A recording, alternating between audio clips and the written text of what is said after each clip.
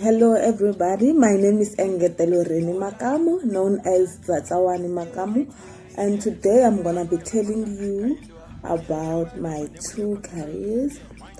First, I'm a student pilot at Board Aviation Flight School, East London, and I am a student speech therapist at the University of Fort Hare here in East London.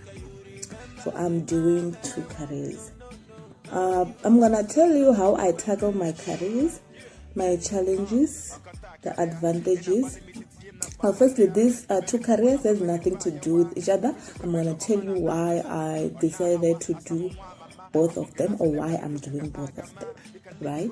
Then later, I'm gonna give my classmate in the University of Fort Hare to tell you more details about speech therapy. So let's get to it. The pilot career. In order for you to become a pilot, firstly, it starts from your high school, which means you have to pass your grade 12 with level 5 in English, maths, and physical science. When you are in grade 12, you have to apply in a flight school. The flight schools are situated in every airport in South Africa. So when applying into a flight school, there's an application fee that's required. For example, Madiba Bay School of Flight, the school I was in before I moved to Board Aviation due to weather. There is bad weather in PE. Madiba Bay School of Flight offers an amount of 5,000. You have to pay 5,000 with the application fee. As the application fee, so which means your form has to go with an amount of 5,000, so you have to be ready for that. It differs with schools though, because in Board Aviation, when I moved, I didn't have to pay that amount to move to the other school. So secondly, after you have passed your matric and you are now accepted in a flight school, what do you need to do? After traveling and you are in your flight school, first thing first, in the flight school, they will do you what is called a medical test. Or you have to pass this test. A medical test is a test that you are done by an aviation doctor. They test your lungs if they are functioning correctly. They test your eyesight. They test your ears. They measure your height. You know you have to be told to be a pilot, right? They check your weight, but weight is not a very serious matter because they feel pity for you. They know that you can gain weight as time goes by. But getting tall at a certain age, you can no longer recover that. So you have to be 1.62 meters and above for you to become a pilot. What is the importance of measuring your height? I heard others asking me this. The importance of measuring your height is you have to reach the radars. There's something called radars on your flight training in the aeroplane. So if you are not that tall, you cannot reach the radars. And if you can't reach the radars, which means you cannot fly the airplane.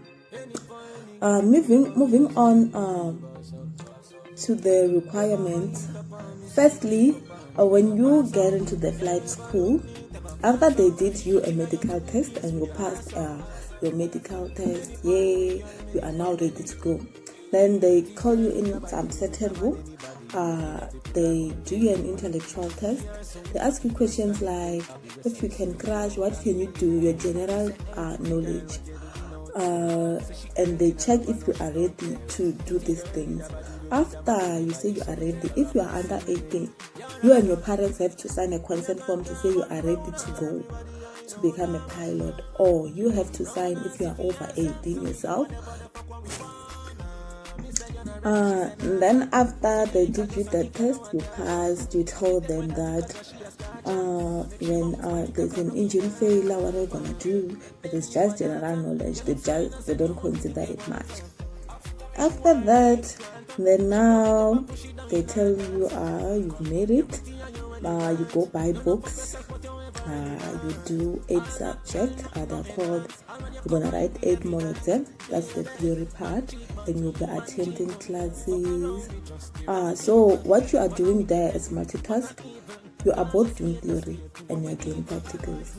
So you can start your initial flight by the next day. If you have money or you have a lot of money in the account, you start flying immediately. Or you decide to first write your exams first and finish, and then you concentrate on the flying.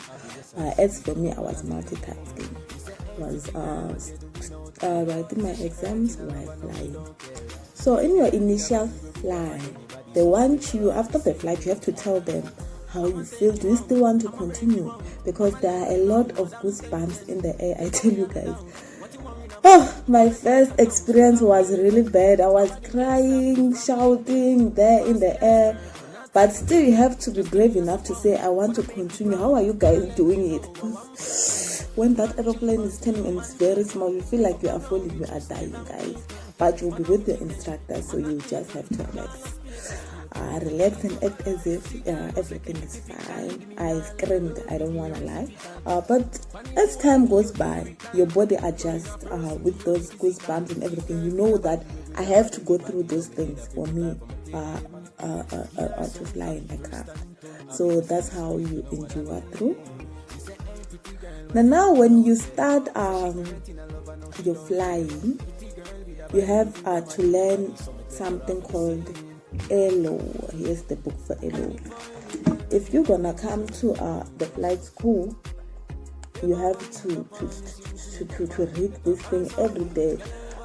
This is gonna show how you're gonna be fairly dismissed and how you're gonna solve those things, because these things happen a lot in the private institution. Mostly it favors the white people, so you have to know how to read ELO. So in order for you to fly, you have to also have this the pilot radio handbook. The pilot radio handbook, it's about you communicating with air traffic control, ATC. Remember, you're gonna be flying with SAA, British Airways, the same route, and you're gonna be communicating. You communicate using this headset. These are the same headset, as you can see. I'm gonna give you an example. Good morning, London, Clarence Zulu Sierra, Echo Golf X-Ray, Echo Golf X-Ray, go ahead. Echo Golf X-Ray, Cecilin 2 to on board hours endurance, request that for takeoff, those kind of things. So guys, you're gonna be communicating with air traffic control. So you have to learn that thing and grab it fast, because you will be you'll be sharing the same things with those people who are doing it for commercial. You know what I'm saying? So if you're not gonna go with that scale, they're gonna dismiss your training, because you'll be disturbing the big guys there on the scale. So you have to make sure you go with that pace, right? So there you also write an exam for radio. You have to know the airspace in the air, your routes. How do you fly without a route? This kind of thing. How are they able to go to Joburg, like from now in a flight? Tell of those big guys, they don't see, so they're using maps. So those kind of things, you learn it at the radio license. You have to get your radio license. So after getting your radio license, you are writing your exams. Your pass mark, guys, for your exams at 75%. So that's another challenge. You have to work hard and you have to be a smart learner to become here. As for me, I was an average learner at high school, but it seems when I get here, I worked hard and I now became an intelligent learner, because my maths guys are going there. Even though some exams you pass after the third time or something, like navigation, those kind of exams. So you have to work hard, because if you get 74, you have failed. 75 and above is your pass mark. So I forgot something, guys. Before you apply into the flight school, you have to check if your school is accredited. What is this? Accredited is it registered with the SACAA now? If it's not registered, please don't apply, guys. It's a point that I should have mentioned before. Don't apply, guys, because your money is gonna be wasted and you won't get a license, because the licenses, your exams, everything, it comes from SACAA, doesn't come from your flight school. That's the big government or governance of the pilots. I think those are working. The guys are back to where I was. Now that you have begun flying, you know you need 45 hours and above for you to get your private pilot license. After you have worked hard, you went your solo, and now you get your private pilot license. You do your night rating. This is a license that allows you to fly at night. After you are done with your night rating, you now register for your commercial pilot license. Your commercial pilot license allows you to get a job or to be employed. Because if you have a private pilot license, you are not going to be employed, guys. And then you will be wearing 3 bars. Now when you are a commercial pilot license. Then after, you can edit until you become a captain when you are working. When you are not working, you get a lot of money. But the prices of studying are very high, guys.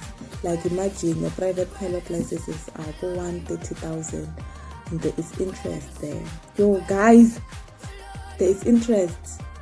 Not interest, tax, yeah. Can you imagine students pay tax for flying? In every your hours, like there is money for tax added. Yo, this thing is hard, guys. So the other things people ask about, are there bursaries for pilot students? Yes, there are, but it's very hard to find a bursary and fees are high, guys. So my advice is save, guys. Save a lot of money before going to a flight school. Like, don't rush to say after grade 12 I want to go to a flight school. There are a lot of old people there. Can you imagine? I'm the youngest so far in the flight school, because people go there after saving. And another thing, is advisable for you guys to first get your first degree before becoming a pilot or thinking of going to a flight school. Why? It's very expensive, guys, and you don't want to see yourself stopping or dropping out or depressed or thinking that you have to go back and rebuild your life after you couldn't raise the kind of money they want for you to finish this course. So it's better to have a backup to say, no, you know what, if I stop this for a bit, or if I don't make it, I have something to rely on. So my advice to you guys is first get a degree before going into the flight school. That's a very expensive game. You play it with your money. You buy your uniform, you buy your books, you buy to write an exam, you buy to fly, you buy to get all your licenses. Everything is money in the flight school, guys. That course is very expensive. That's why you only see when you get there. Now let me tell you about the environment. When you get there, there are a lot of foreigners, people who have money from different kind of the world. They want to be qualified in South Africa. Well, it has that value. America, South Africa, they have the best licenses, guys. So I remember we are 2 black South African girls that I know. Imagine. The others are from different countries and they are rich. So you see, in that environment, you need to have money, guys. I'm telling you.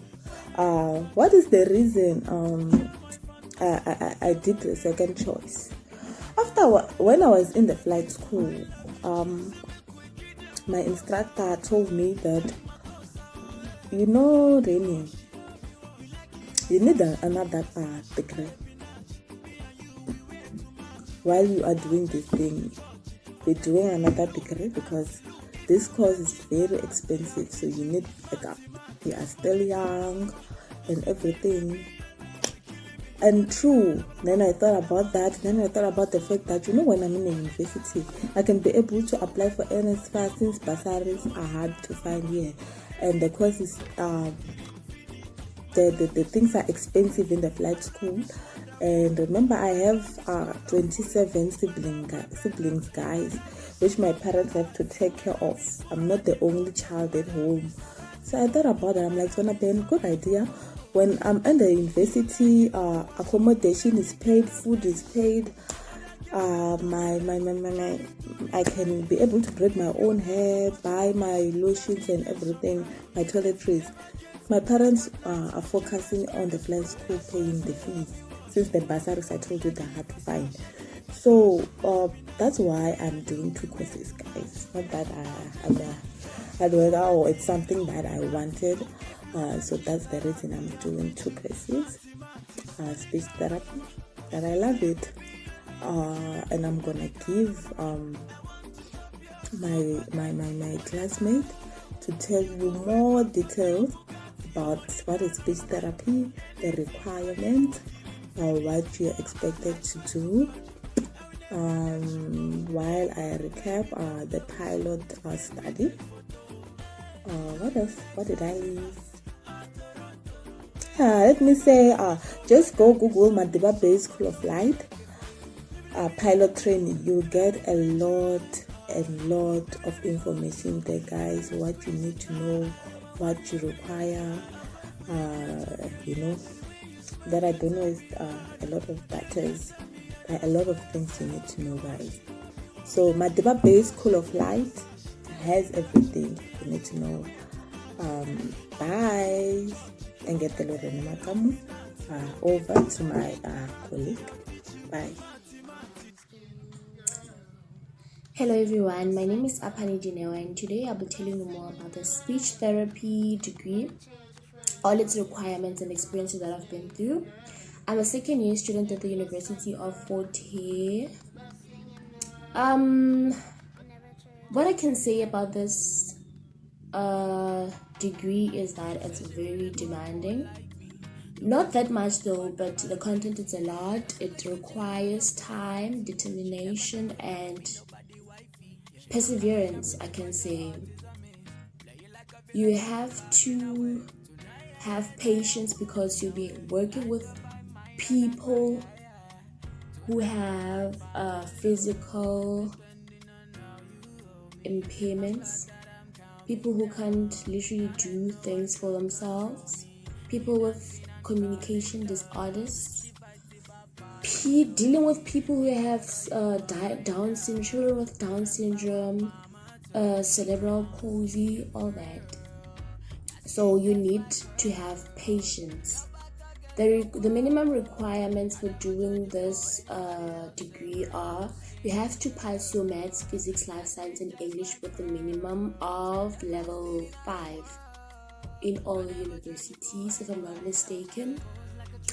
And there are several universities that provide this degree, which are UCT, University of Fort Hare, Wits, Sefako Makgatho University, and the University of Stellenbosch.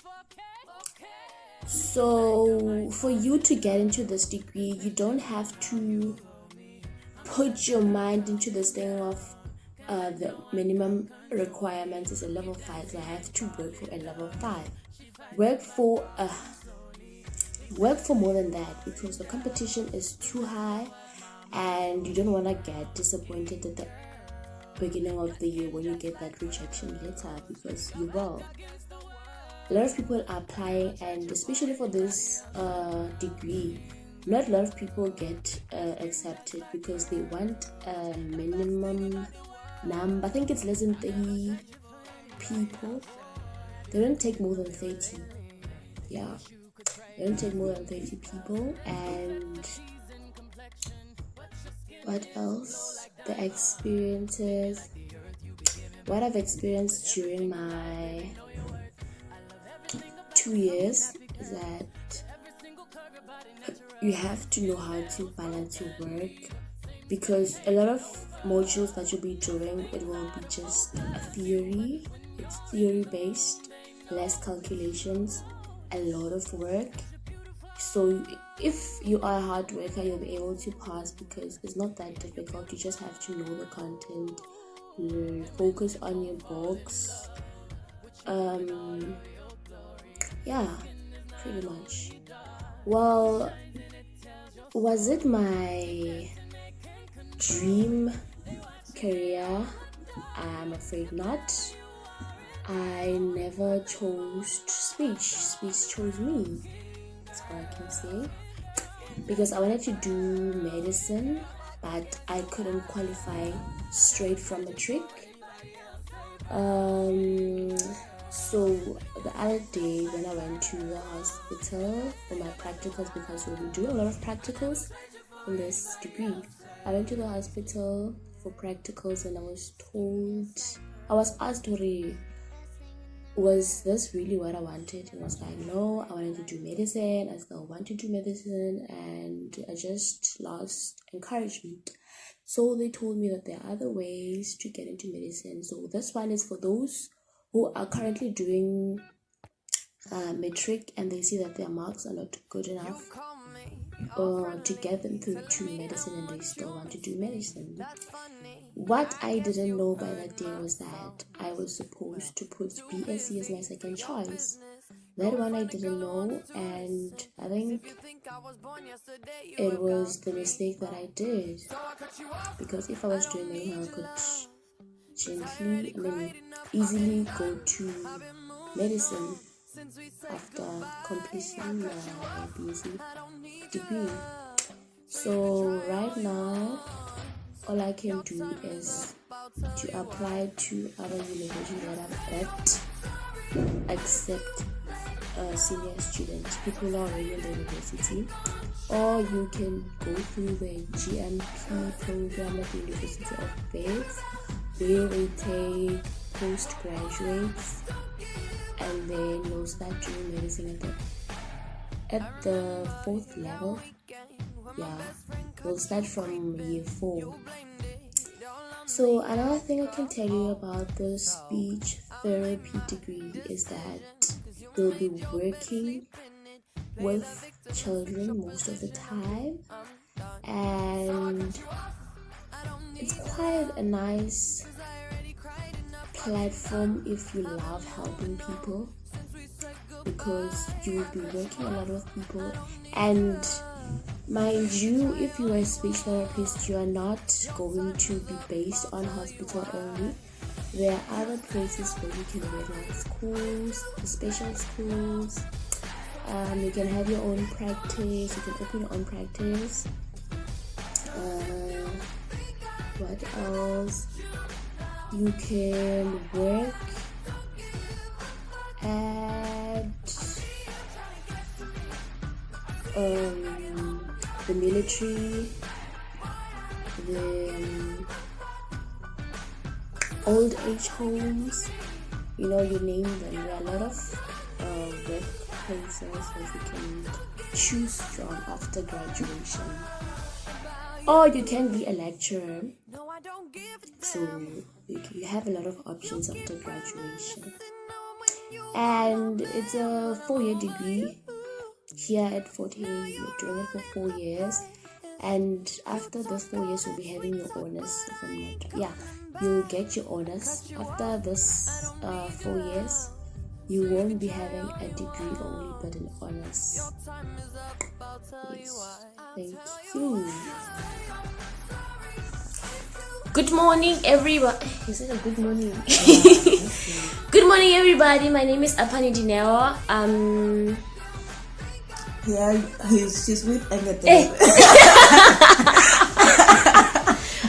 Okay, let's start. Good morning, everybody.